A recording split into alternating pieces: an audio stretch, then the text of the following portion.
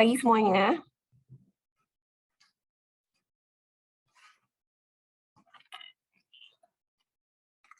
Bisa kita mulai sesinya.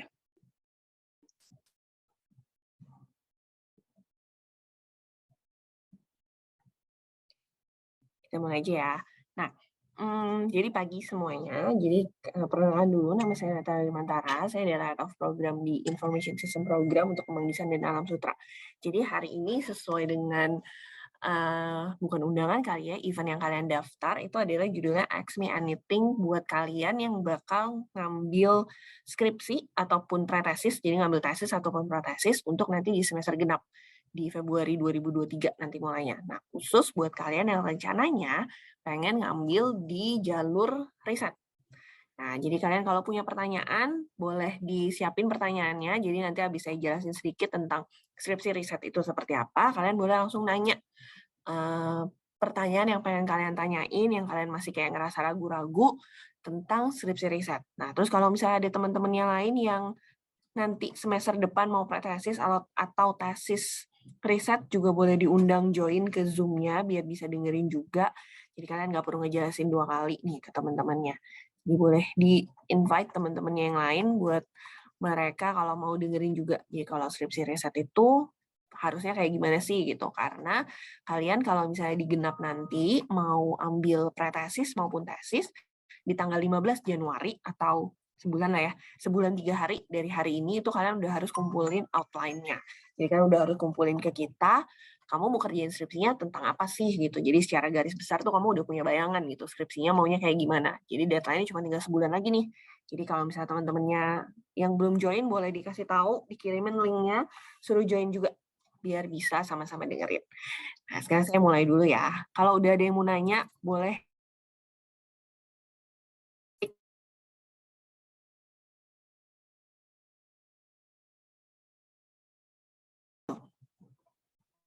Nah, udah.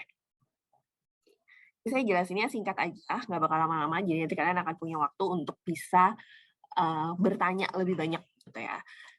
Nah, yang pertama ini sebenarnya umum dulu, jadi nggak karena ngambil yang riset harus ngejalanin ini. Ini adalah untuk kalian semua yang memang mau ngambil pretesis maupun tesis di semester genap nanti. Jadi PR pertama adalah cari temannya dulu kalau misalnya mau berkelompok. Kalau kecuali ganda ya, kalau misalnya kalian ganda cuma boleh sendiri kan. Tapi kalau kalian jurusan yang lain kayak SI, kemudian ISAA, kemudian Business Analytics, kemudian BIT, itu kan boleh tuh maksimal bertiga. Jadi kalau memang mau bertiga atau misalnya mau berdua, itu dicari dulu temannya siapa. Tapi yang perlu kalian perhatikan pada saat mencari teman adalah tanyain dulu temennya, SAT point sama community service jam hours-nya itu udah berapa. Kenapa? Karena nanti pada saat kalian akan sidangnya itu kan sebenarnya masih nanti kalau yang pretesis sebenarnya sidangnya masih setahun lagi ya, masih tahun 2024 gitu. Tapi kalau yang tesis berarti kan 2023 tengah tahun tuh bakal sidang tuh ya. Nah, syarat untuk bisa kalian sidang skripsi adalah community service-nya harus 30 jam dan SAT point-nya harus 120 poin. Jadi kalau misal salah satu teman kalian belum memenuhi syarat itu, satu kelompok nggak bakal bisa dijadwalin sidang. Gitu. Jadi kalau misalnya sekarang, oh temennya bilang poin saya masih 100 nih SAT-nya, ya nggak apa-apa dijadiin teman kelompok skripsi gitu. Tapi selama kalian ngerjain skripsi, punya PR nih, gimana caranya ngumpulin 20 poin kurangnya itu. Ikut seminar lah, ikut kegiatan apa, biar nanti pada saat udah sidang, udah jadwalnya sidang, itu bisa sidang gitu, nggak ketahan skripsi. Itu pertama. Nah, kedua, abis udah dapat temen nih, oh misal aku mau berdua, mau bertiga, atau mau sendiri, step berikutnya adalah kalian harus tentuin topik sama tesis rutenya yang mau kalian ikutin.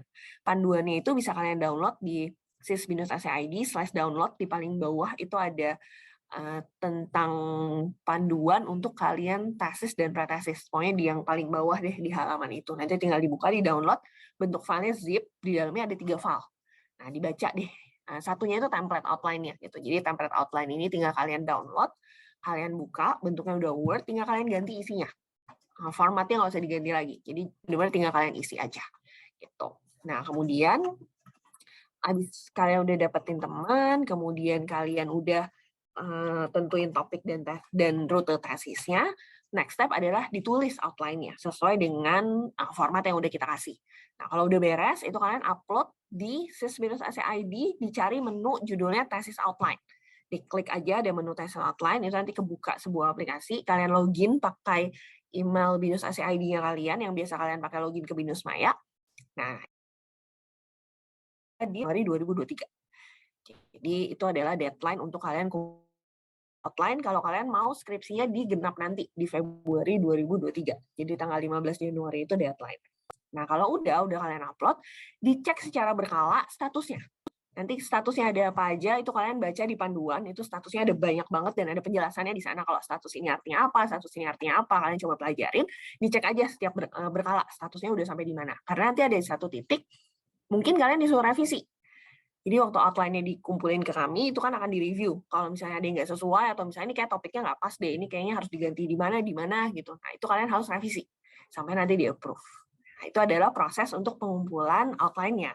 Tapi, ada satu proses lagi yang juga harus kalian lakukan adalah registrasi KRSS dan KRS. Karena kalau misalnya outline-nya udah di-approve, udah dapat dosen pembimbing, itu kan dari sisi kami di jurusan gitu. Tapi skripsi kalian nggak akan bisa jalan kalau kamu nggak ngelakuin registrasi di layanan mahasiswa. Biasanya mereka minta isinya di BCS ya. Kalau misalnya kalian nggak registrasi di sana, itu nggak akan bisa jalan. Gampangnya, kayak kalian udah punya tesisnya, udah kita approve, tapi kalian nggak bayar uang kuliah. Nah, itu nggak boleh. Jadi gampangnya adalah gini, dicek, kalau mau tahu nih ya, aku tuh sebenarnya udah ke registrasi skripsi belum sih? Aku sebenarnya udah ke registrasi pretesis belum sih? Yang banyak outline-nya udah selesai di jurusan.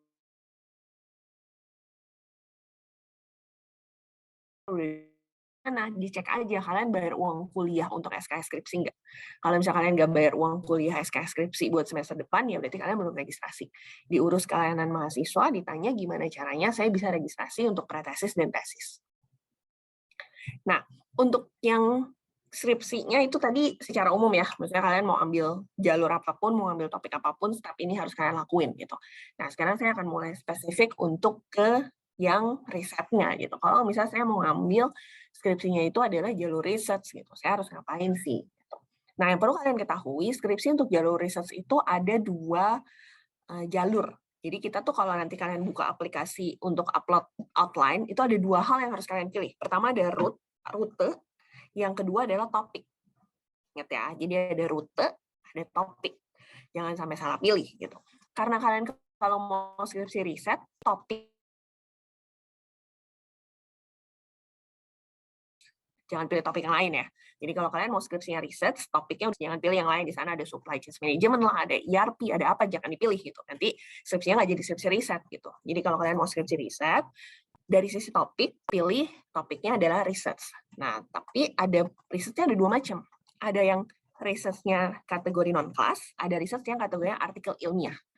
Jadi kalau yang sebelah kiri nih, kalau yang kalian lihat di layar tuh non-class. Kalau yang kanan adalah research yang artikel ilmiah. Itu adalah di rute. Jadi nanti di rute tuh ada pilihannya non-class, ada pilihannya research artikel. Tapi dibaca juga tesis atau pretesis. Ini yang ini saya salah nih. Ini harusnya pretesis nih. Non-class dalam kurung pretesis. Nah, kalau kalian Binusian 2024 ya harusnya. 24 atau 23 ya. Pokoknya saya semester 5 deh. Kalau yang sekarang kalian itu semester 5,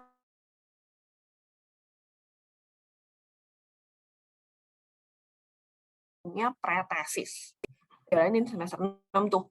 Nah, kalian pilihnya adalah yang pretesis. Kalau kalian yang semester 7, nah ini pilihan nih.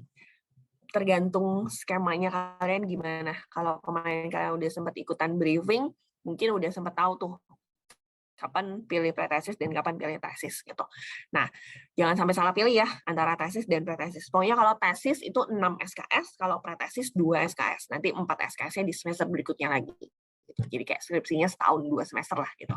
Tapi kalau kalian pilih tesis, berarti langsung ambilnya 6 SKS, beresin skripsinya dalam 1 semester gitu. Nah, tapi kalau Binisian yang 2024 itu udah fix kalian pokoknya sekarang semester 2023 ya berarti yang semester 5 ya. 23 atau 24 sih? 24 harusnya. Pokoknya kalau yang sekarang semester 5, itu kalian pilihnya adalah pretesis. Nah, sekarang apa bedanya kalau saya research-nya non-class sama research-nya artikel? Pertama, bedanya adalah di sisi output-nya. Kalau secara proses untuk research-nya sama. Artinya tetap harus melakukan proses riset itu secara keseluruhan. Tapi yang membedakan adalah output di akhirnya. Kalau kalian ambil research yang non-class, output-nya itu adalah kalian akan nulis sebuah skripsi. Jadi buku skripsi, kalau kalian pernah lihat mungkin kakak kalian gitu atau kakak kelas kalian nulis skripsi gitu ya, ada bab 1, bab 2, bab 3, bab 4, bab 5, terus skripsinya bisa sampai ratusan halaman gitu ya, atau puluhan halaman. Kalau research non-class output-nya kayak gitu. Jadi buku skripsi gitu loh. Ada bab 1, bab 2, bab 3, bab 4, bab 5. Dan jumlah halamannya pasti banyak tuh biasanya. Jadi nulisnya sedetil mungkin yang bisa kalian tulis, menceritakan tentang proses riset yang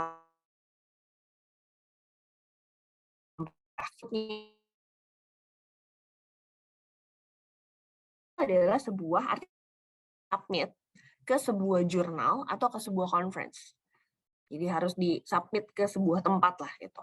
Nah, jumlah halamannya itu biasanya nggak terlalu banyak. Kalau conference itu biasanya cuma maksimal di 6 sampai 10 halaman kalau conference. Kalau jurnal mungkin bisa 10 sampai ada yang minta sampai 30 40 sih, tapi biasanya kalau jurnal bisa di 10 halaman lah kira-kira. Dan itu nggak bab 1, bab 2, bab 3, bab 4, bab 5. Formatnya tergantung permintaan dari publisher-nya. Jadi setiap setiap jurnal itu akan punya format yang berbeda-beda dan aturan yang berbeda-beda. Jadi kita akan mengikuti permintaan dari si publisher. Kalau publisher minta, oh maksimal cuma boleh 10 halaman. Kemudian nanti urutannya ada bagian apa, itu kita ikutin. Gitu. Kalau yang risk. Tapi kalau yang non-class, bab 1, 2, 3, 4, 5-nya ngikutin standar yang diminta oleh DINUS. Sesuai dengan nanti panduan dan petunjuk penulisan skripsi. Udah ada aturannya tuh, bab 1, bab 2, bab 3, bab 4, bab 5 isinya harus ada apa aja. Nah, kemudian untuk penilaiannya ini juga berbeda nih antara research yang non-class dengan research yang jalur artikel. Kalau yang research non-class, penilaian itu akan datang dari dosen pembimbing kalian dan dosen penguji pada saat nanti kalian sidang skripsi. Jadi nilai dari penguji kalian, dari selama proses bimbingan, tuh pembimbing kalian akan nilai, rajin nggak nih, gitu, outputnya bagus nggak nih, step by step research-nya benar nggak nih, gitu, akan dinilai, digabungkan dengan nilai dari dosen penguji pada saat nanti kalian sidang skripsi. Itu untuk yang research non-class. Tapi kalau yang research artikel, scoringnya itu adalah berdasarkan status submit jurnalnya kalian, submit papernya kalian. Gitu. Nanti ada aturannya nih. Kalau submit nilainya sekian, kalau misalnya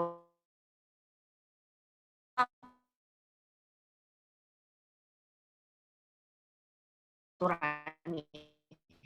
Gitu. Jadi dosen pembimbing kalian itu cuma tugasnya adalah nge-guide kalian gimana caranya biar kalian bisa mendapatkan nilai yang tertinggi selama masa kalian lagi ngambil skripsi itu. Nah, dan nilai ini akan bisa status itu akan ditungguin terus gitu ya, maksimal sampai 2 minggu setelah jadwal sidangnya kalian. Gitu. Jadi misal kalian waktu sidang status artikelnya masih submit, belum dapat balasan nih dari si publisher-nya diterima atau enggak gitu. Tapi ternyata mungkin waktu 2 minggu setelah sidang, papernya udah di-accept gitu, udah diterima sama publisher-nya, tinggal nunggu jadwal kapan terbitnya aja gitu. Nah, itu nilainya akan dipakai yang paling akhir, yang 2 minggu setelah jadwal sidangnya kalian. Gitu. Kalau yang research non-class, tulisannya dalam bahasa Indonesia gitu. Kalau mau bahasa Inggris sebenarnya tergantung nanti kamu janjian sama dosen pembimbingnya. Tapi default-nya adalah bahasa Indonesia kalau yang research non-artikel.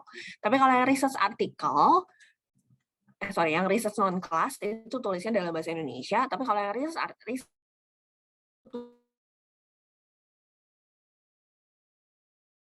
tulis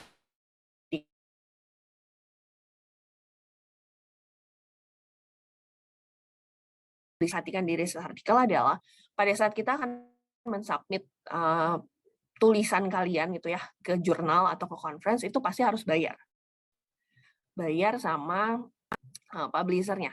Nah, biaya ini nanti akan tergantung perjanjian kalian sama dosen. Apakah kalian akan menanggung atau dosennya akan menanggung. Jadi tergantung. Karena bisa aja dosennya lagi punya dana hibah nih. Dosennya lagi punya skema sebuah penelitian, dan dia punya dana hibah, dan dia bisa membiayai kalian untuk bayar ke publisher-nya. Nah, tapi kan nggak semua dosen itu punya dana hibah nih. Nah, pada saat dosennya nggak punya dana hibah, ya berarti kalian yang bertanggung jawab untuk membiayai jurnal ini. Gitu. Jadi harus dibicarakan dulu di awal, nanti pembiayaannya mau gimana nih? Karena pembiayaannya sendiri harganya beda-beda ya. Ada yang mungkin kalau conference mungkin 1 juta, 2 juta cukup gitu. Tapi kalau jurnal itu bisa 4 juta, 5 juta, kadang ada yang sampai 7 juta, jadi tergantung beda-beda gitu. Nanti pada saat kalian udah punya target mau submit kemana, dicari dulu nih biayanya berapa nih untuk mau submit ke sana, dan nanti siapa yang akan membiayainya gitu. Harus dibicarakan dulu nanti sama dosen pembimbingnya. Jadi tergantung kesepakatan kalian sama dosen pembimbingnya itu akan seperti apa gitu. Nah, itu ya, jadi perbedaan antara kalau kalian ngambil research-nya non-kelas sama research artikel. Jadi kalau bingung ada yang pengen masih ditanya, boleh ditanyain. Nah, kemudian ini contoh yang harus ada di outline itu apa sih gitu. Intinya outline itu adalah kalian menceritakan ke kami, ke jurusan gitu ya, tentang saya tuh deskripsi mau ngerjain apa. Simpelnya sebenarnya tujuan outline itu buat apa sih gitu. Tujuan outline itu sebenarnya adalah untuk kalian kasih tahu ke kami, kamu tuh mau ngerjain apa. Masalah nanti metodologinya salah, masalah nanti salah nggak masalah, karena kan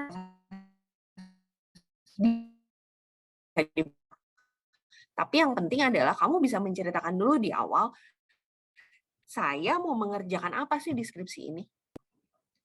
Apa yang mau saya teliti? Apa yang mau saya jawab di penelitian ini? Jadi kami tahu nih, oh yang kamu mau kerjain itu apa gitu. Jadi sebenarnya yang perlu kalian jelasin di dalam skripsi kalian itu pertama pasti judul ya. Judulnya mau apa nih? Kalau ditanya nanti judulnya boleh diganti nggak sih Bu? Boleh, nggak masalah.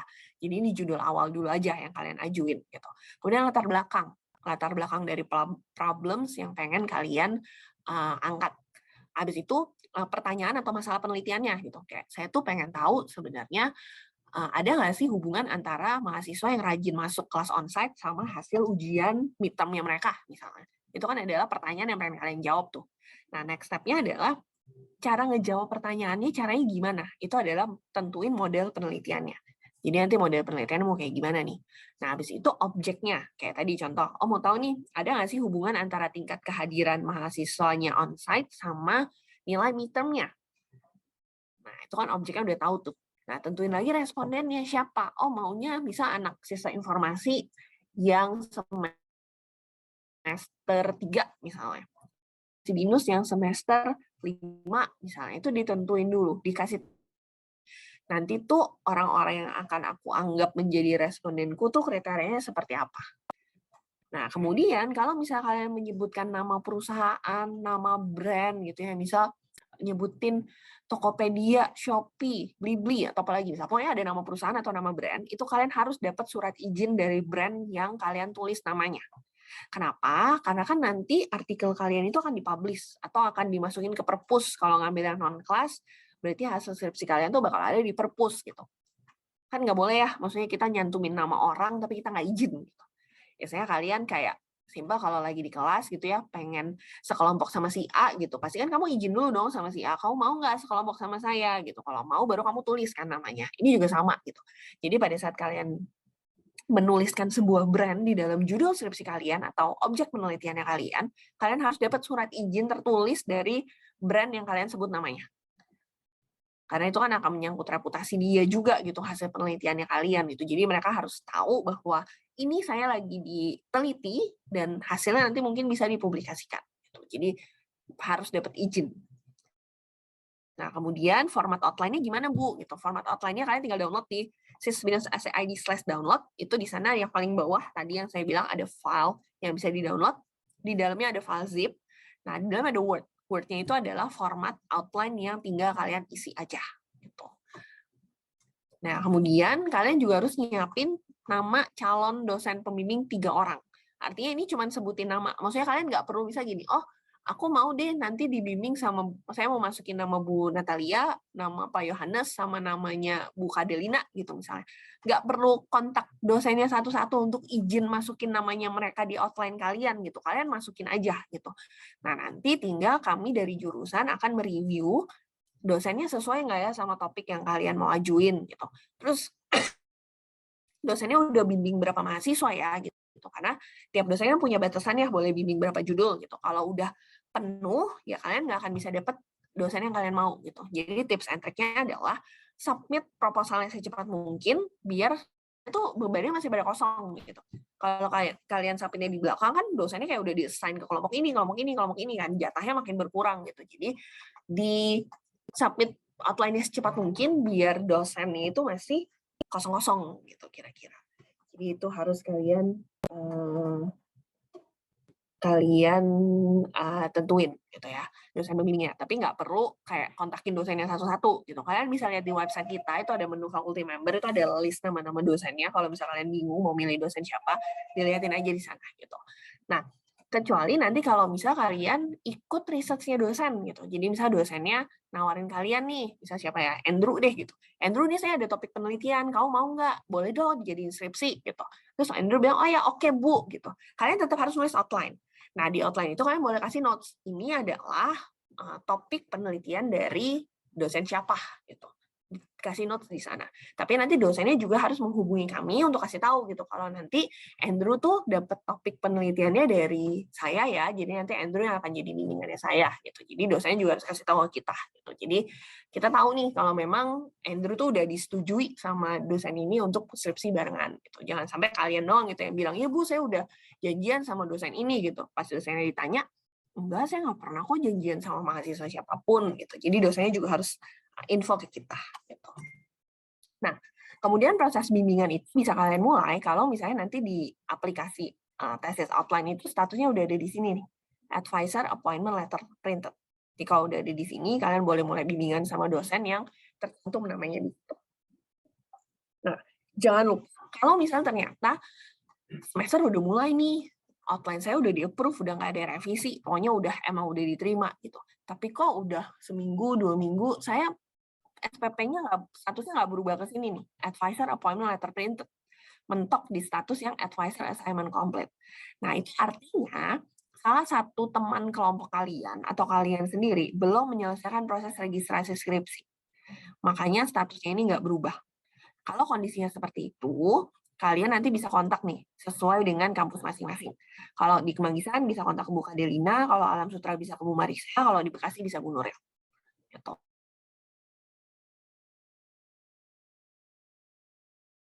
Pastikan. Ini nih, risetnya saya harus mulai dari mana gitu. Nah, riset itu pada umumnya sebenarnya kalau deskripsi ya, sebenarnya riset itu kan banyak banget tipenya gitu ya, tapi saya perkecil yang biasa diambil atau dilakukan sebentar ya. Nah, di riset penelitiannya sebenarnya banyak banget gitu, tapi biar kalian nggak bingung, saya perkecil skupnya yang sering diambil oleh mahasiswa S1 kalau skripsi gitu ya. Jadi secara tipe itu kalau yang biasa skripsi, pertama mereka bisa pilih yang namanya systematic literature review. Yang kedua bisa memilih untuk ngelakuin quantitative research, yang ketiga ngelakuin kualitatif. Yang paling jarang diambil sebenarnya kualitatif. Jadi kalau kualitatif itu metodenya gimana sih ngumpulin datanya? Yang paling gampang tuh kelihatan dari cara ngumpulin data. Kalau kualitatif riset, kalian ngumpulin data itu bisa dalam bentuk gambar, video, teks, kalian interview orang, kalian ngamatin tingkah lakunya orang, gerak-geriknya orang gitu. Terus kalian interview yang paling umum kalau kualitatif gitu. Terus nanti dari data-data itu kalian olah untuk kalian ngambil sebuah kesimpulan untuk menjawab pertanyaan penelitiannya kalian. Itu kalau kualitatif. Jadi datanya tuh mostly bentuknya teks. Terus nanti kalian olah. Kalau kuantitatif, itu biasa mungkin kalian sering ya didatengin sama kakak kelas kalian, tolong dong isiin kuesioner saya, nanti ada undian berhadiah loh, 10 responden beruntung bakal dapat hadiah gitu misalnya. Atau kalian tiba-tiba dapat blast message, hai saya mahasiswa Binus University semester ini lagi kumpulin data, boleh nggak tolong isi kuesioner penelitian saya? Nah itu biasanya kuantitatif, jadi kalian isi tuh, ditanya misalnya, apakah Anda suka dengan tampilan Binus Maya saat ini gitu. Nah, itu suruh pilih antara 1 sampai 7 misalnya. 1 sangat tidak setuju, 7 sangat setuju. Nah, itu kuantitatif tuh. Jadi ngumpulin datanya dalam bentuk angka-angka lah. Itu kuantitatif. Nah, kalau systematic literature review ini adalah kita nggak ngumpulin data dari, kalau yang kuantitatif dan kualitatif itu kan kita kayak ngumpulin data dari data primer ya, maksudnya kita cari orangnya, cari respondennya, kita tanya pendapatnya mereka, kita suruh mereka isi data-datanya mereka gitu. Kalau systematic literature review kalian tidak melakukan itu, tapi kalian membaca. Jadi membaca aja dari penelitian-penelitian orang-orang sebelumnya, dari hasil bacaan kalian itu kita simpulkan sesuatu. Itu systematic literature review. Jadi nggak nyebarin kuesioner, nggak interview, pokoknya nggak berhubungan sama orang deh gitu. Yang kalian lakukan adalah di systematic literature review ini membaca. Jadi kumpulin jurnal, habis kumpulin jurnal, dibaca jurnalnya, ditarik kesimpulan dari masing-masing jurnal itu, akhirnya nanti kalian bisa menemukan sesuatu yang berbeda dari jurnal-jurnal yang kalian baca untuk ngejawab pertanyaan penelitiannya kalian. Itu juga bisa. Jadi biasanya 3 jenis ini yang banyak dipakai sama kelas. Ini yang penting, yang perlu kalian pikirkan di saat kalian ngambil skripsi riset. Skripsi riset itu mungkin terlihat mudah ya, apalagi kalau yang artikel ilmiah gitu kan. Tulis cuma 6 halaman, Bu, apa susahnya sih dibanding saya nulis skripsi 100 halaman gitu. Tapi untuk ngasilin 6 halaman itu, effort di belakang itu luar biasa. Dan membaca adalah kunci untuk kalian bisa sukses riset. Kalau kalian nggak suka baca, mending kalian nggak usah ambil skripsi riset. Ambil skripsi yang lain. Karena kalau kalian nggak mau baca, skripsi riset kalian nggak bakal jadi. Apalagi kalau kalian ambilnya yang systematic literature review. Karena kalau systematic literature review itu mungkin kalian harus ngebaca 40 paper, 50 paper, atau even kalau yang topik yang luas banget mungkin sampai ratusan paper yang harus dibaca gitu. Jadi skripsi riset itu paling berat adalah ngebaca. Yang paling males nih dilakuin sama mahasiswa adalah membaca. Padahal kalau skripsi riset itu nggak akan bisa selesai kalau kalian nggak mau banyak baca. Gitu. Nah, bacanya dari mana? Artikel apa yang harus selalu baca? Ini ada beberapa website yang bisa kalian pakai untuk mencari jurnal-jurnal atau paper-paper conference yang berhubungan sama sisi informasi.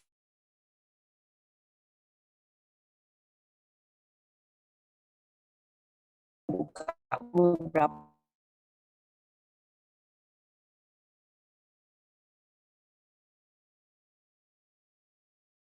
di screenshot, bisa dicari. Nah, tapi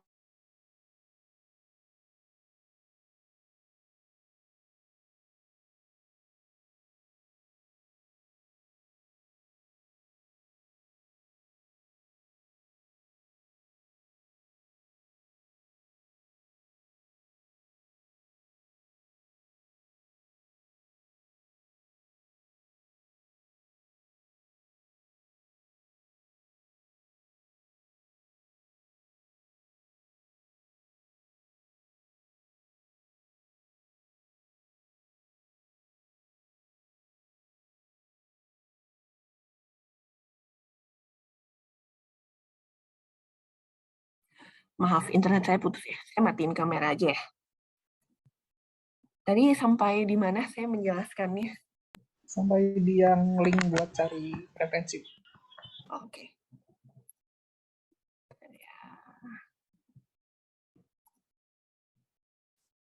Nah nih, jadi kalian bisa cari referensi itu di sini. Kalau mau yang banyak yang free, sebenarnya kalian bisa ke Google Scholar gitu kan. Nah, kalau yang Scopus ini, kalian bisa binus.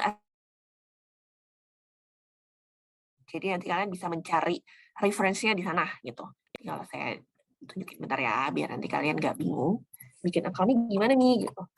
Nanti bikin akunnya agak-agak tricky. Nah, ini kalau kalian buka, dia tampilannya itu kayak gini nih.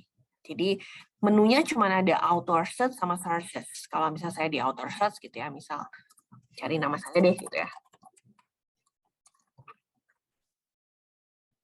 Yang bisa muncul cuma begini doang. Cuma ngasih tahu saya tuh punya 28 dokumen, last title saya apa. Nggak bisa dapat informasi apapun gitu.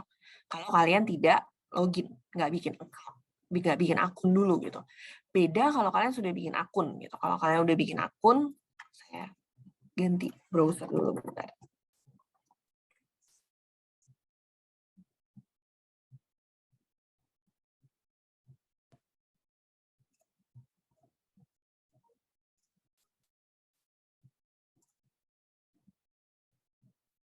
Nah nih, kalau kamu udah bikin akun, ini tampilannya agak-agak beda nih di atas ini. Ini biasanya saya nggak login ya, karena saya lagi ada di internetnya Binus, jadi otomatis dia akan mendetek seperti ini. Nih, tampilan di sini beda nih kalau sama kalian perhatiin yang tadi. Nggak nyari, kalau tadi cuma bisa cari by author. Ini bisa cari by dokumen. Jadi bisa dicari menggunakan keyword-keyword yang kalian butuhkan. Kalau saya cari by author pun hasilnya beda sama yang tadi. Nih. emang last title. Tapi ini bisa diklik dokumennya. Kalau yang tadi kalian nggak login dan di luar jaringan BINUS, udah cuma bisa lihat gini dong, 28 dokumennya apa nggak bisa dibuka. Tapi kalau ini 28 dokumennya bisa kalian buka, bisa lihat. Kalau dia ada yang free itu bisa download langsung. Kalau ada yang free ya. Ini kalau ini enggak sih, ini berbayar semua. Nggak usah beli ya kalau yang berbayar, cari aja yang free. Kalau yang free itu nanti kalian bisa langsung ngedownload, di sini kelihatan gitu. Bisa langsung kalian download full text-nya. Gitu. Nah, cara bikin akunnya,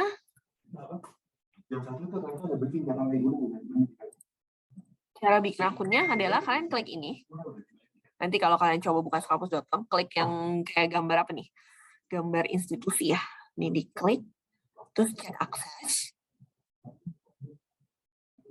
Nah, ini masukinnya adalah BINUS University, jangan BINUS Nusantara, nggak ketemu.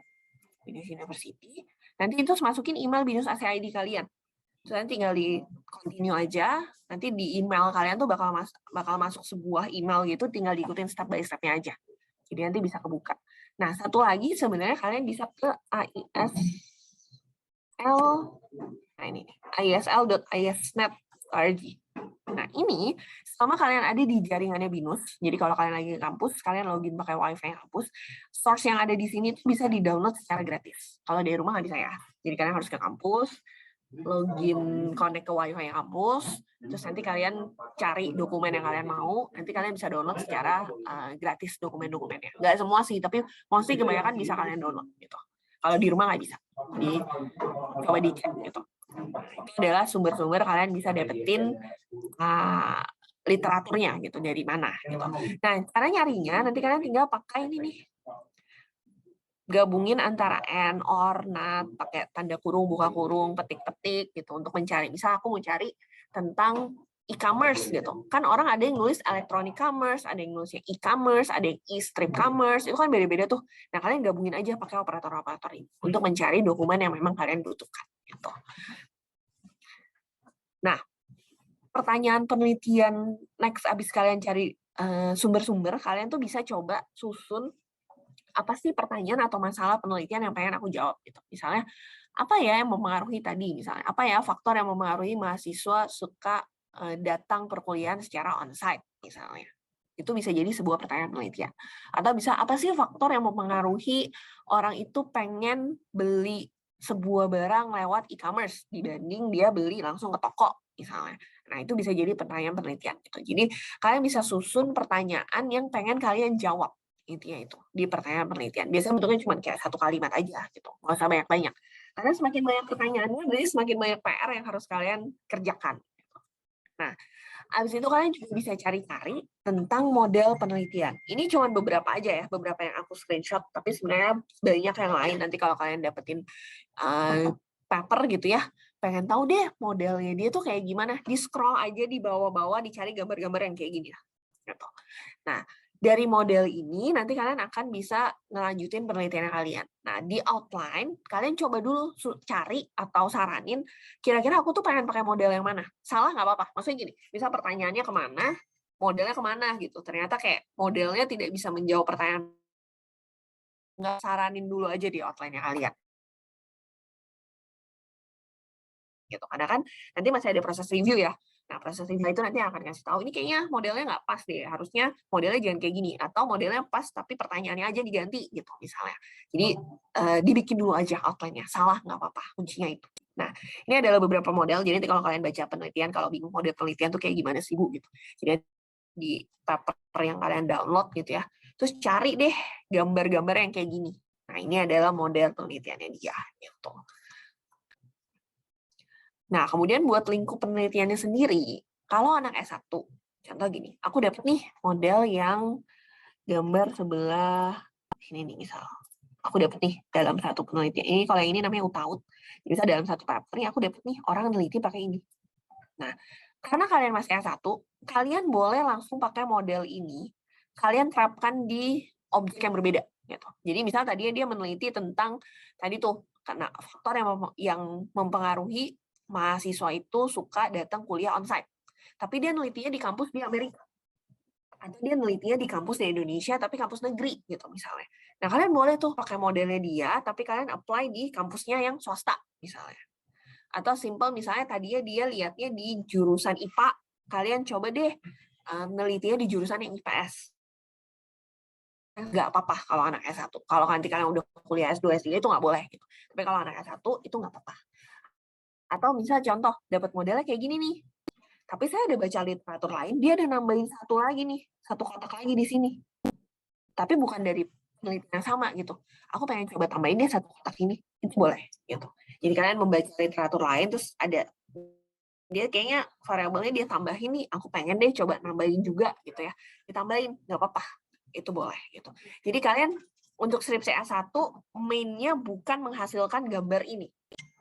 Kalau menghasilkan gambar ini nanti kalian kuliah S3 atau S2 dulu. Tapi kalau anak S1 tinggal dicari aja gambar yang kayak gini yang udah ada nih dari penelitian sebelumnya, tinggal kalian pakai. Kalian adopsi ke penelitiannya kalian, ke objeknya kalian. Jadi nggak perlu bikin gambar ini yang baru.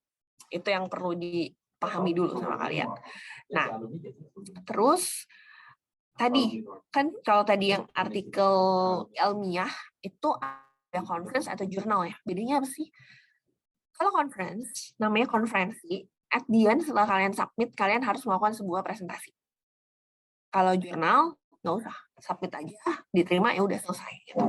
Nah, terus kalau conference, waktu kalian submit itu lebih pasti.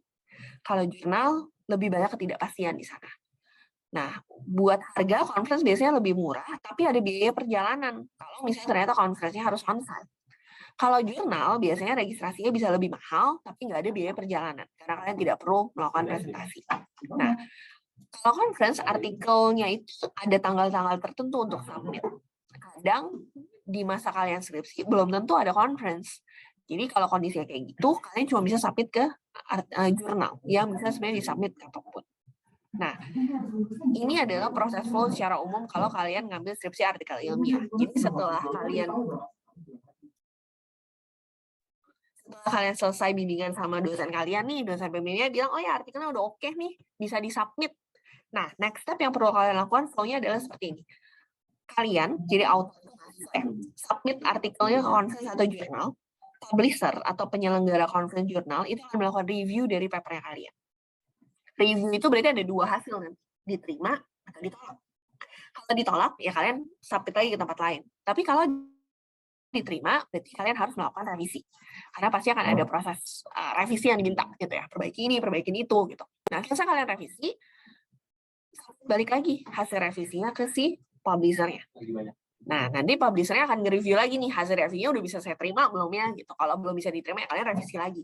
Sampai at the end, si publisher itu mengirimkan namanya acceptance letter. Artinya saya menerima jurnalnya kalian. Acceptance letter ini yang kalian perlukan untuk nanti jadi nilai di skripsinya kalian. Ini kalau udah pegang acceptance letter ini udah nilai paling tinggi lah.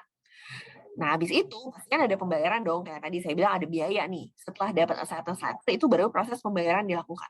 Jadi bukan, Bu, waktu saya submit saya harus bayar. Enggak. Kalau kalian submit ditolak ya nggak usah bayar gitu. Tapi kalau kalian submit diterima baru akan bayar.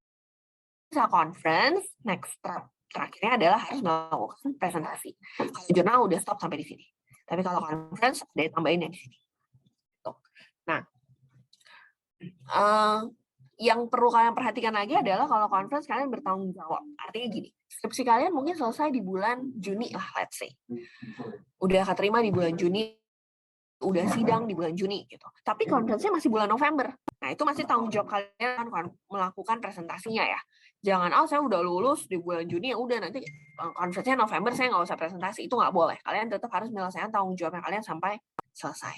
Satu lagi, publisher yang boleh kalian pilih itu adalah harus terindeks Scopus. Nanti ini dosen pembimbing kalian yang akan ngarahin sebenarnya. Kalian harus submitnya kemana. Gitu.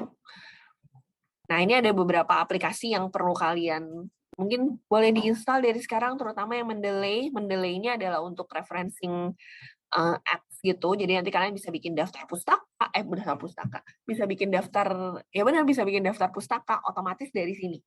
Based on sumber-sumber yang kalian masukin dalam papernya kalian. Jadi boleh di-download dari sekarang nih Mendeley-nya. Nanti loginnya pakai akun Scopusnya kalian. Jadi login pakai akun minus ACID-nya kalian. Jadi nyambung nanti. Terus nanti kalau mau ngolah data yang biasa banyak dipakai sama anak S1 ya, itu pakai Smart PLS, bisa pakai SPSS, kalau kuantitatif. Kalau kualitatif bisa pakai NVivo. Ini ada beberapa software yang Smart PLS, SPSS, sama NVivo ini memang berbayar, jadi tapi dia punya trial biasanya 30 hari, jadi biasanya saya akan sarankan untuk jangan di-download sekarang, jangan di-install sekarang. Nanti kalau udah mau ngolah data, baru kalian install. Kecuali kalau kalian bertiga bisa lah ganti-gantian ya, jadi dapat 90 hari gitu ya. Nah, jadi kalau sekarang mau belajar dari video di YouTube dulu aja, kalau pengen belajar software-software ini gitu. Nanti install software benerannya pada saat emang udah mau ngolah data. Belum waktunya ngolah data, trialnya udah habis. Nanti bingung mau ngolah datanya pakai apa lagi gitu. Oke, nah yang terakhir ada sesi sama Dr. Norizan dari University Teknologi Mara. Dr. Norizan akan jelasin dengan lebih. Ini kan kalau saya jelasin lebih ke teknisnya ya, nggak ke konten yang deep banget gitu. Nah, nanti kalau kalian pengen tahu gimana sih caranya saya nentuin tadi research problem atau pertanyaan penelitian yang harus ada di outline-nya kalian ikut sesinya nanti sore jam 4. Jadi nanti Dr. Norizan akan ngajarin kalian gimana sih caranya kalian mencari research problem buat topik skripsinya kalian. Kira-kira gitu. Nah, itu yang saya bantu jelasin, tapi ini udah ada banyak yang nanya ke saya. Jadi saya coba jawab dulu ya. Ini ada Michael Kurniawan nanya, katanya sedang ngambil pretesis semester ini. Loh, udah lagi pretesis. Jadi saya telah mencari topik dan akhirnya mungkin akan membahas dampak QRIS terhadap UMKM atau keamanan pembayaran QRIS terhadap transaksi UMKM. Menurut Ibu bagaimana topik saya dan sekarang saya belum mendapatkan dospem karena tidak mengetahui dosen mana yang harus saya kontak. Nah, Michael udah lagi pretesis tapi belum dapat dospem. Michael udah cek di aplikasi yang tesis outline belum? Maksudnya kalau topiknya tadi QRIS di UMKM itu boleh. Berarti kan yang penting adalah kamu respondennya itu berarti si UMKM ya? Atau yang penting kamu punya akses, ini gini, satu, kalau riset itu yang penting adalah kalian punya akses ke responden. Artinya contoh gini, saya mau deh tahu tentang rumah sakit gitu ya. Bisa respondennya adalah dokter dan suster di rumah sakit gitu penelitian saya. Tapi saya nggak punya akses ke dokter dan suster di rumah sakit gitu. Ya jangan ngambil topik itu. Jadi carilah responden yang kalian punya akses ke sana. Itu dulu. Tapi kalau secara topik boleh, cuman Michael kalau belum dapet kamu pretesis semester ini udah UTS lewat dan kamu belum dapet dosen pembimbing, itu harusnya nggak mungkin sih. Kamu coba cek di Binus Maya kamu deh. Di download nggak? Terus mereka nanya, kalau outline-nya masih banyak salah, nggak apa-apa. Ini Michael. Bentar, Michael, jadi sekarang kamu lagi tesis atau kamu semester berapa ya, Michael? Udah tesis atau baru semester depan akan tesisnya? Semester depan akan tesisnya. Oh, kalau semester depan tesis ya berarti sekarang kamu tulis outline-nya dulu aja. Pasti memang belum ada dosen pembimbing. Gini ya, selama kalian tulis outline, kalian itu belum punya dosen pembimbing. Jadi kalian mau konsultasi dengan dosen siapapun silahkan. Tapi dosen yang kalian konsultasikan itu tidak garansi kalau dia akan jadi dosen pembimbing kalian ya. Karena balik lagi tadi, untuk dapat dosen pembimbing kan akan direview lagi sama tim jurusan gitu. Jadi selama kalian nulis outline, kalian mau konsultasi sama dosen siapapun terserah. Selama dosen itu memang welcome untuk kalian ya, pembimbingnya kalian. Kecuali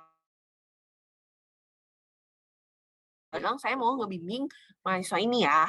Gitu. Recordnya hari ini share nggak? Nanti kita share. Share-nya di mana ya? Di Instagram atau paling di mana lagi kalau nggak share di Instagram? Oh, nanti kita share di grup lain angkatan deh recordingnya. Bu, permisi Bu. Iya, boleh, Edwin. Jadi kan saya kan tanggal akhir November kemarin kan saya baru kirim pretesis ya Bu ya. Terus tanggal 7 Desember ini saya dapat dari website dari PROMS ini saya disuruh revisi. Nah, ini saya belum tahu nih siapa yang nyuruh revisi. Saya kan disuruh 3 dosen tuh. Nanti yang saya tahu yang minta saya revisi itu siapa, bisa cek di mana nggak Bu? Oke, nah pada saat kalian lagi diminta suruh revisi outline, kalian nggak perlu tahu siapa yang minta kalian untuk revisi. Tapi di aplikasi itu pasti akan dikasih tahu kalian akan diminta revisi di bagian mana.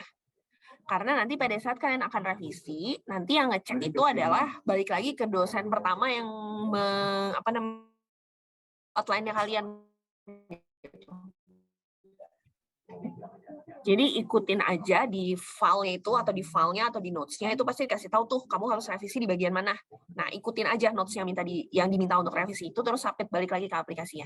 Karena itu akan balik lagi, maksudnya gini bukan yang bisa contoh ya. Kalian submit pertama yang periksa saya gitu outline-nya. Terus saya minta revisinya ABC gitu kan. Waktu kalian submit yang periksa itu akan saya lagi, nggak bakal dikasih ke dosen lain. Karena kalau dikasih ke dosen lain kan nanti revisinya bisa ngulang lagi kan. Jadi pokoknya kalian ikutin aja notes yang ada di prompts itu atau yang di dokumen yang di-attach balik sama reviewernya apa yang harus direvisi, diikutin aja di situ. Jadi nggak perlu tahu. Oke, makasih Bu.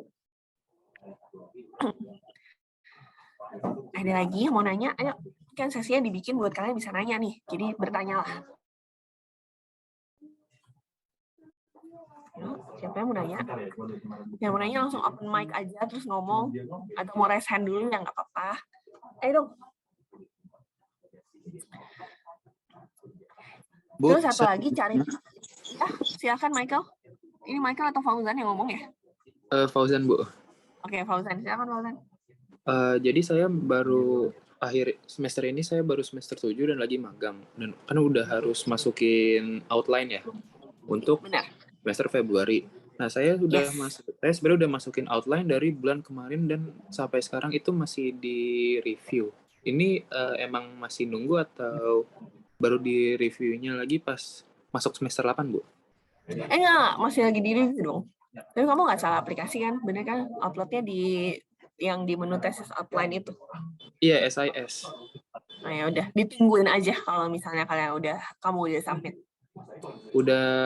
Saya udah ngumpulin dari bulan kemarin tanggal 11 kalau nggak salah.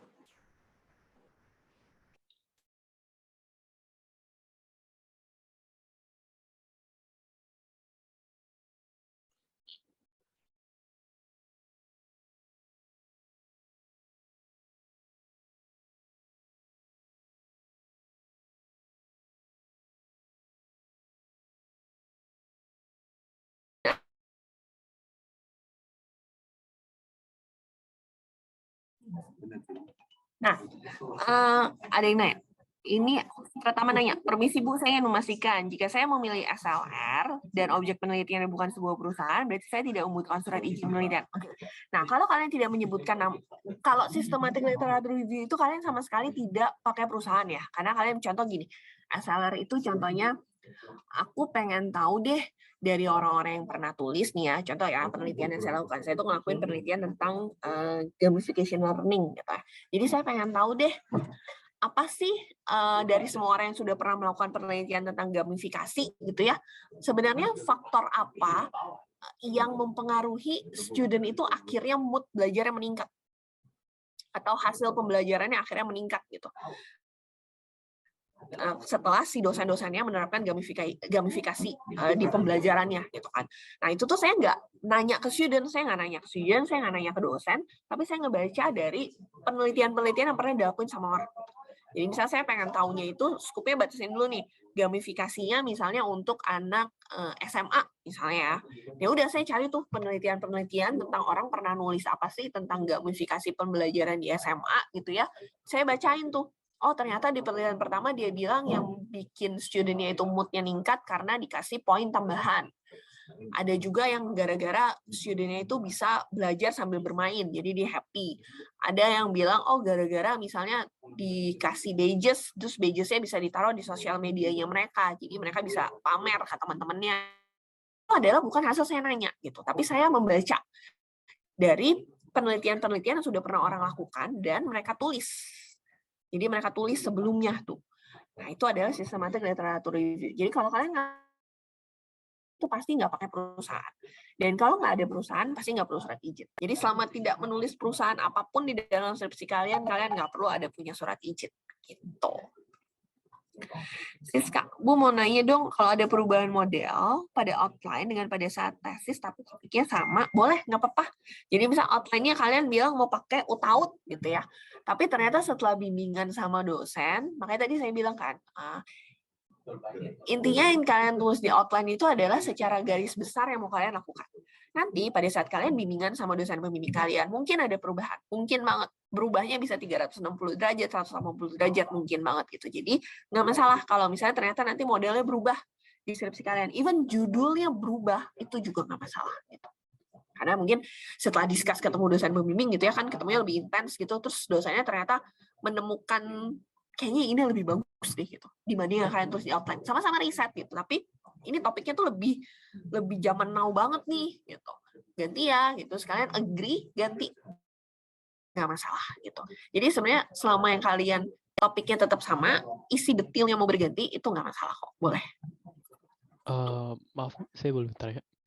Boleh, jadi Kalau misalnya kayak yang tadi Ibu bilang gitu, misalnya awal kita ngajuin judul di outline itu, analisis pengaruh faktor X terhadap apalah gitu pada misalnya platform streaming musik online, itu kan luas. Nah, yes. nanti setelah di-approve segala macam, terus setelah sama dosen pembimbingnya diubah lagi nih. Jadi kayak lebih spesifik, kayak kalau bisa platform streaming online-nya itu dipilih satu gitu, misalnya kayak Apple Music. Nanti Yes. itu kita harus minta yang tadi Ibu bilang kayak apa, surat persetujuan dari Apple Music-nya atau gimana itu, Bu? Yes, jadi kalau kalian harus dapat izin, dan dosen-dosen kalian itu juga sudah dipesenin tentang hal itu, jadi harusnya dosennya tidak akan minta kalian untuk menspesifikkan. Maksudnya kalau dispesifikkan pun ya tetap platform musik di judulnya, tapi judulnya tuh nggak diganti jadi Apple Music gitu. Artinya di judulnya tetap kayak general, tapi di dalamnya, di ruang lingkupnya, kalau kalian mau tulis nyerempet dikit ke Apple Music, biasanya masih oke gitu. Karena kan biasanya orang tuh akan ya. Ya nggak apa-apa, lanjut dulu. Ya, karena orang itu akan screening pertama tuh dari judul. Jadi kalau company itu, karena kita pernah beberapa kali dikontak gitu sama company, nih student kamu tuh ada ngeriset tentang ini tapi nggak izin loh sama kita gitu. Nah biasanya company itu nggak mungkin dong company ngebaca paper secara detail gitu. Tapi kan dia akan nge-screening pertama adalah dari judul. Jadi sebenarnya yang dijaga adalah gimana caranya judul kalian itu tidak menyebutkan sebuah produk. Kalau misalnya nanti dalamnya, saya akan ngambil yang market share tertinggi di platform musik online itu misalnya. Akhirnya yang tertinggi itu mengarah ke satu kan. Itu biasanya masih lebih oke sih, masih nggak akan terlalu dipermasalahkan gitu. Tapi yang penting tuh jaganya di judulnya tuh, jangan sampai judulnya kalian spesifikasi. Yes, menspesifik ke satu merek tertentu. Berarti selama tidak ada kata-kata si nama perusahaan itu di judulnya, kayak nggak perlu buat minta surat izin yang tadi Ibu minta gitu. Harusnya minta selama kalian menspesifik ke satu tempat, tapi kan kadang nggak mungkin ya, maksudnya kayak Apple Music gitu, mau izinnya ke siapa kan bingung nggak? Nggak ada kontak juga gitu, mau kontak ke siapa gitu ya bolehnya nggak 100% boleh, tapi ya boleh lah gitu. Oke. Ya Bu, itu aja. Makasih ya Bu. Rip. Ini bentar, ini Fauzan. Bu, mau tanya lagi. Data yang didapat dengan open source seperti internet, apakah harus tetap minta izin perusahaan yang bersangkutan? Tadi, intinya kalau kalian itu gini loh, kenapa sih harus minta izin terhadap sebuah perusahaan yang kalian tulis? Bayangin kalau kalian ngelakuin riset, kalau hasilnya bagus ya nggak apa-apa gitu. Kalau hasilnya jelek, misalnya contoh gini, ternyata hasil penelitian kalian menyatakan dari responden bilang kalau user interface dari Grab itu jelek dan tidak memuaskan penggunanya. Bayangin. Sekarang jadi Grab, ngebaca hasil penelitian itu. Dan perusahaan itu kan harus menjaga reputasi dia, apalagi kalau TBK ya, perusahaan terbuka, dia kan harus menjaga reputasinya dia gitu kan di mata publik gitu. Nah penelitian kalian ternyata hasilnya adalah negatif, hasilnya jelek gitu, hasilnya nggak bagus, itu kan akan mempengaruhi reputasinya si perusahaan gitu. That's why makanya kalian harus punya izin. Nah tergantung nih ngambil dari internet itu maksudnya kayak gimana. Misalnya contoh kalau saya ngambil data tadi deh, misal di platform musik online gitu. Terus kalian bilang, dari data sumber ini bilang platformnya ada merek ABC, market share-nya sekian. Ya kalau data kayak gitu ya nggak perlu minta izin perusahaan. Kan kalian ngambil data dari sumber yang memang sudah terpublish ya. Tapi kan sumber itu kalian tulis gitu bahwa data ini saya ambil dari mana. Gitu. Jadi nggak perlu. Tapi kalau kalian menyebutkan nama perusahaan di dalam skripsi kalian, kalian harus minta izin karena tadi implikasinya. Bayangin kalau hasil penelitian kalian itu ternyata jelek gitu. Kalau hasilnya bagus, ini it's okay gitu ya. Nah, kalau hasilnya jelek gitu, ternyata aplikasi ini tuh jelek gitu. Atau misalnya kalian membandingkan interface-nya Tokopedia sama Shopee. Ternyata kesimpulan dari responden kalian, respondennya bilang UI-nya Tokopedia lebih bagus dibanding Shopee, dipublish terus di internet gitu kan, bisa diakses sama semua orang. Kan mungkin Shopee-nya jadi merasa dijelekan gitu ya. Jadi kalau kayak kasus-kasus sekarang mungkin kalian bisa dituntut sama ini kayak kasus pencemaran nama baik. Itu sebenarnya mau dihindari. Itu yang mau dihindari. Jadi kalau kita dapat izin, artinya kan dia tahu. Dan kalau ada hasilnya kan hasilnya juga kita akan kasih tahu ke mereka gitu. Kalaupun memang hasil risetnya jelek ya mereka akan bisa tahu, oh ini buat improvementnya saya. Gitu. Makanya kalian harus punya izin dari perusahaan yang namanya kalian mention.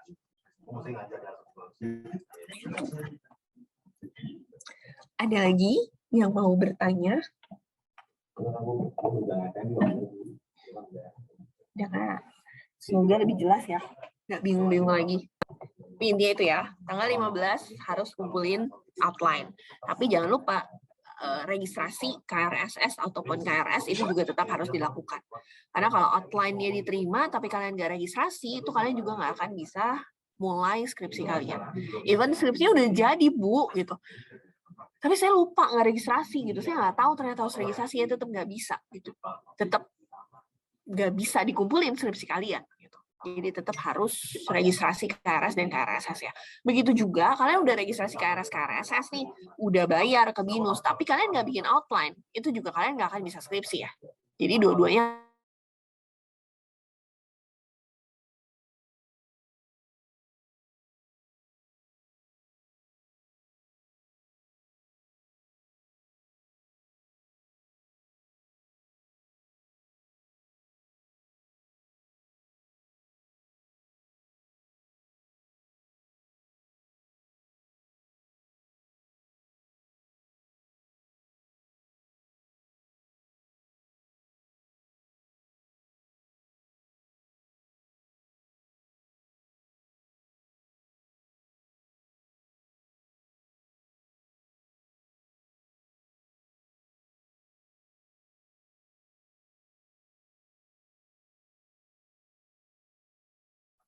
maaf wifi saya mati lagi. Ada yang mau bertanya lagi?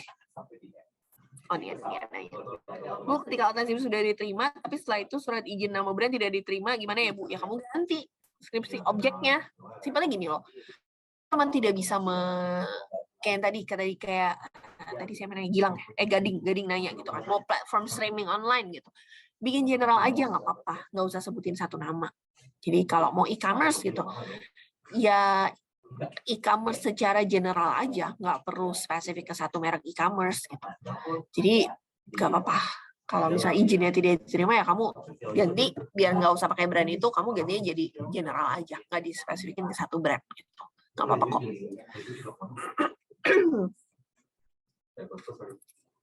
Ada lagi yang mau nanya? Bu, udah jelas semua ya? Mungkin saya nggak terlalu ikutin tadi ya, mungkin saya tadi sempat keluar bentar. Jadi yang maksudnya izinnya itu ke bagian apa ya Bu?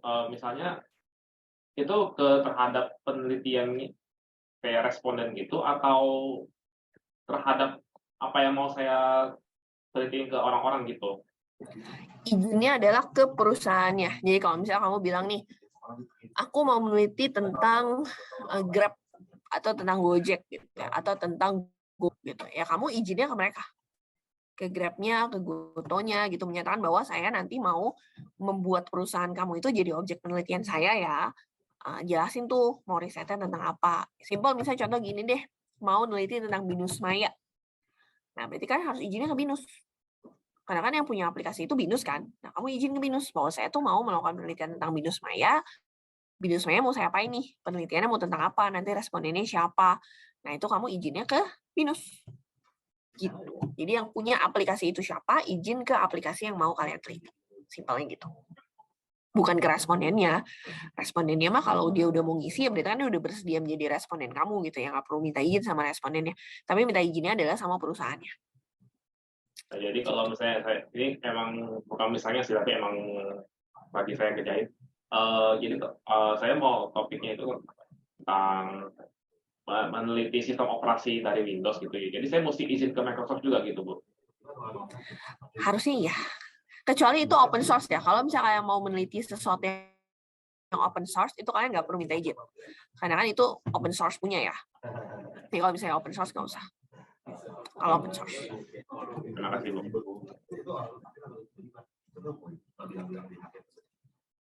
Ada lagi? Ada lagi yang mau bertanya? Nggak ada? Yakin? Saya hitung sampai 5 nih. Kalau nggak ada, saya tutup nih sesinya nih. 1, 2, 3, Saya, Bu. 4. Oh iya, silahkan Fauzan. Kalau misalkan data yang didapatkan itu dari open source, tapi nama perusahaannya tetap dijadikan judul skripsi, itu tetap harus izin ya, Bu? Fauzan putus-putus. Apa tadi kalau yang didapatkan dari open source? Kalau misalkan data skripsi yang didapatkan dari open source, apakah terus saya mau masukin nama perusahaannya jadi judul, itu apakah tetap harus izin, Bu? Biasanya kalau company-nya itu open source, nggak masalah, nggak perlu minta izin ya. Contoh misalnya kamu mau meneliti tentang Moodle gitu, Moodle kan open source. Terus kalau ERP aku meneliti tentang Odoo gitu, Odoo kan open source, itu nggak perlu minta izin, nggak apa-apa. Kalau perusahaan open source itu mereka akan lebih happy, welcome kalau kamu tuh meneliti tentang mereka gitu. Kalau open source ya. Oke, Bu. Terima kasih, Bu. Ada lagi? Saya mau tanya, Bu. Boleh, Alejandra? Contoh sistematik literatur review itu tadi apa aja, Bu? Maksudnya? Contoh sistematik literatur review.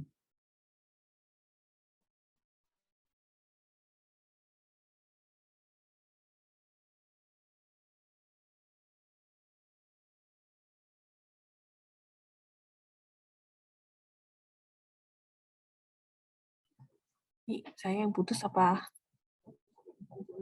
Bisa dengar suara saya? Bisa kan? Coba saya matiin internet saya.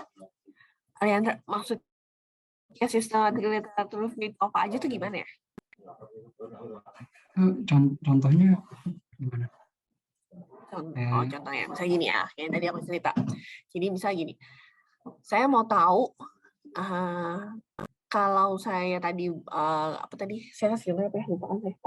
Kalau misalnya saya mau tahu nih, gimana sih faktor yang mempengaruhi penerapan gamifikasi dalam sebuah pembelajaran gitu ya, yang bisa bikin student happy itu apa sih sebenarnya dalam sebuah proses pembelajaran gitu, misalnya di kelas saya.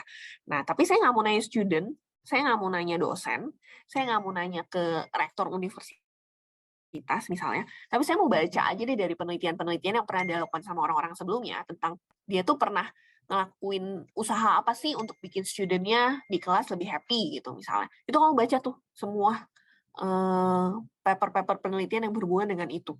Ya bisa kamu baca nih, di sekolah A pernah dilakuin dosennya gini, hasilnya apa.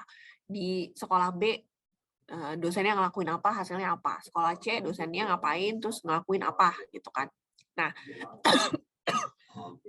dari sana kamu akhirnya mengambil kesimpulan. Jadi kamu kayak ngebaca, jadi simpel gini, kalau sistematik literatur review itu kita akan mencari literatur yang berhubungan dengan pertanyaan penelitian kalian. Habis itu kalian cari paper yang berhubungan, dikumpulin. Mungkin papernya bisa 40 paper, 50 paper gitu. 40-50 paper itu kalian baca. Terus dari sana kalian ambil kesimpulan. Akhirnya dari semua paper yang saya baca, saya bisa ambil kesimpulan, bisa menyenangkan kalau dosennya melakukan apa. Tapi itu kamu bacanya dari penelitian sebelumnya tuh, dari paper-paper yang emang udah ada di luaran sana gitu ya, kamu ambil kesimpulannya gitu. Jadi kamu bukannya nanya ke dosen, bukannya nanya ke guru, bukan nanya ke siswa, bukan nanya ke mahasiswa untuk dapat jawabannya, tapi kamu membaca dari literatur yang sudah ada sebelumnya, kira-kira gitu. Jelas nggak, Alejandra? Oke, Bu. Nanti gini, sebenarnya gini, kalau kamu mau ngambilnya yang jalur SLR, Systematic Literature Review, googling dulu di internet SLR itu seperti apa. Nanti kalian coba tulis dulu aja. Nanti step by step detailnya, nanti dosen pembimbing kalian yang bakal nge-guide. Karena ada stepnya sendiri. Maksudnya untuk ngelakuin Systematic Literature Review itu ada banyak tekniknya gitu. Nanti tinggal pilih mau teknik yang mana. Gitu. Itu panjang satu semester lagi tuh kalau mau dijelasin. Jadi kalau memang pengen itu, maksudnya aku nggak suka deh ngumpulin data ke responden gitu. Aku nggak suka interview, tapi aku suka baca gitu.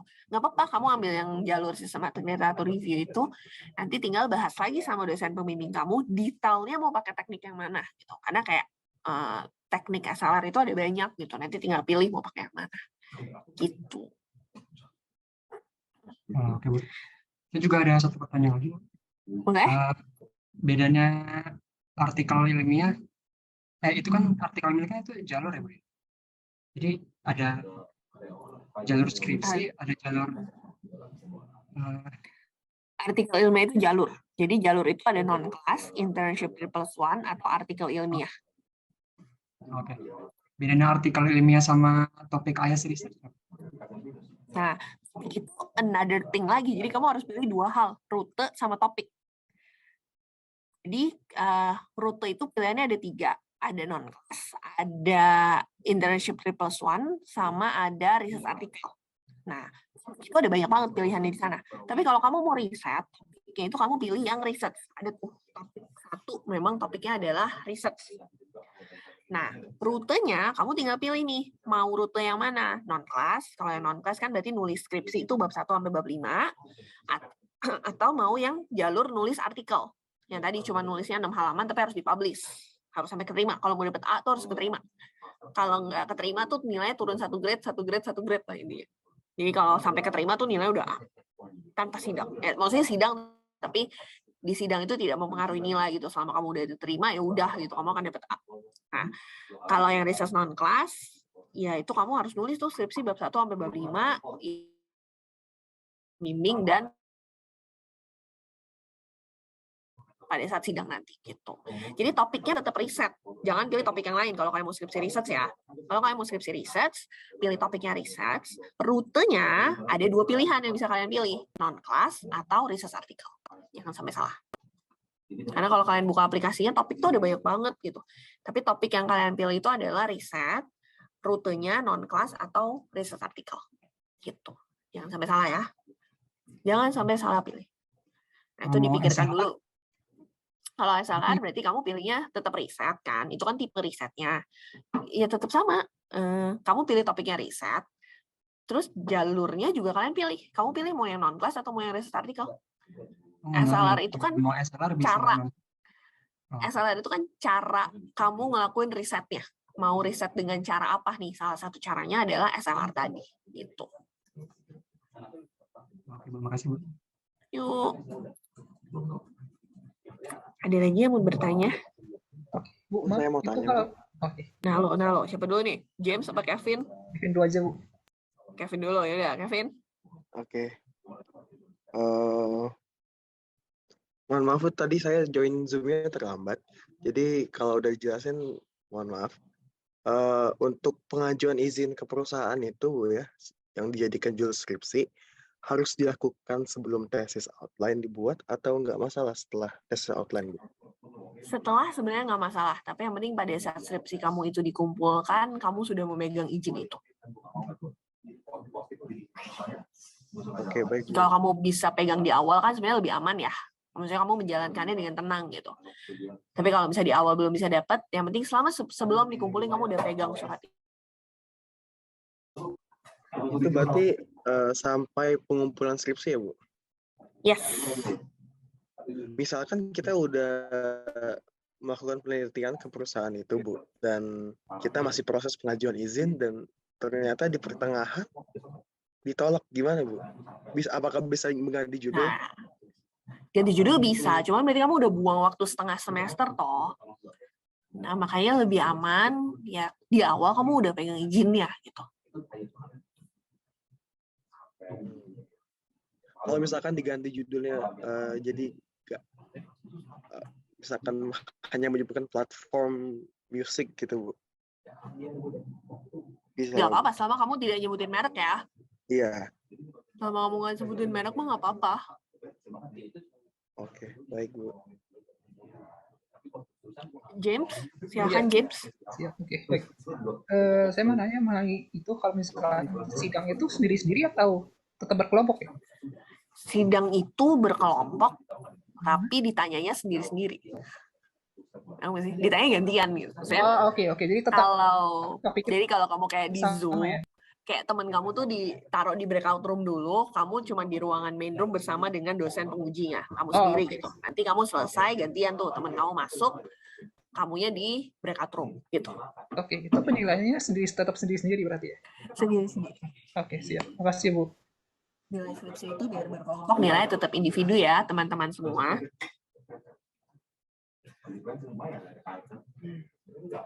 Yang dari mana sih bisa nilai individu? Kan bisa aja pas bimbingan gitu ya, bertiga. Tapi yang satu nggak pernah muncul gitu dengan berbagai macam alasan gitu. Nah yang dua rajin banget ngerjain. Nah dosen pembimbing kamu boleh aja kasih nilai yang dua itu lebih bagus dibanding yang satu yang nggak pernah muncul ini gitu. Karena nilai tetap individu. Biarpun skripsinya dikumpulin cuma satu, berkasnya cuma satu, tapi nilainya masing-masing. Gitu. Ada lagi yang mau nanya? Ada? Saya hitung sampai 5 lagi ya. Udah saya close nih. 1, 2, 3, 4, 5. Gak ada ya? Ya udah. Kalau nggak ada yang mau nanya lagi, berarti sesi Ask Me Anything buat topik skripsi risetnya saya tutup sampai di sini. Nanti rekamannya kalau udah jadi dari Zoom-nya nanti